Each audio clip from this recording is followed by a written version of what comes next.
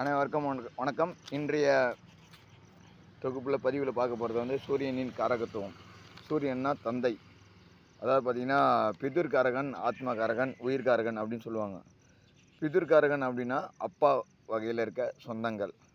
ஆத்மகாரகன் ஆத்மாவுக்கு சொந்தங்கள். உயிர்காரகன் நம்ம உயிர் இல்லைன்னா நம்ம ஜடம். அப்போது உயிர் கொடுக்கறது யார் அப்படின்னா சூரியன். அப்போது சூரியனோட காரகத்துவம் பார்த்திங்கன்னா தந்தை, தந்தை வழி சொத்து, தந்தை, தந்தையோட அப்பா, நமது மகன், இது மூணுமே சூரியன் தான். சரிங்களா? அதுக்கப்புறம் பார்த்திங்கன்னா இது எதெல்லாம் குறிக்குன்னா ராஜாங்க பதவி, அரசன், அரண்மனை, அரசு பதவி, ஜனாதிபதி, பிரதமர், அப்புறம் முதலமைச்சர், பதவியில் இருக்கிறவங்க எல்லாமே அதுதான். அரசியல்வாதிகள், அரசியலில் வந்து நிர்வாகி, அதிகாரம் பண்ணுறவங்க, தலைநகரம், தலைவர், வலது கண். முக்கியமாக வலது கண் யாருன்னு பார்த்தீங்கன்னா சூரியன் தான். சரிங்களா?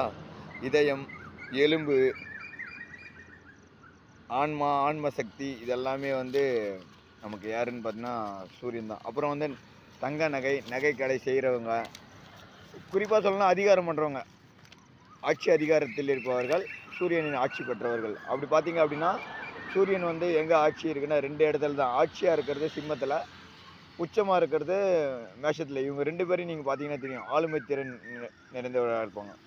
இன்னொன்று பார்த்தீங்கன்னா, ஒரு எக்ஸாம்பிள் ஜெயலலிதா அம்மா இருக்காங்கள்ல, அவங்க பார்த்தீங்கன்னா சிம்ம ராசி, மகன் நட்சத்திரம். மகம் வந்து ஜெகத்தை ஆளும். அது போல் வந்து அவங்க ஜெகத்தை ஆண்டுட்டு தான் போனாங்க. ஸோ அந்த சூரியனோட காரகத்துவம் வேணும்னா சூரியன் உச்சத்தில் இருக்கும். அது வந்து பகையில் இருக்கக்கூடாது. அப்போது அப்படி இருந்ததுன்னா நமக்கு நன்மைகள் கிடைக்கும். சரிங்களா? இதுதான் காரகத்துவத்தை தெரிஞ்சுங்க. அதுக்கப்புறம் ஸ்டெப் பை ஸ்டெப்பாக நம்ம ஜோதிடத்துக்குள்ளே போகலாம்.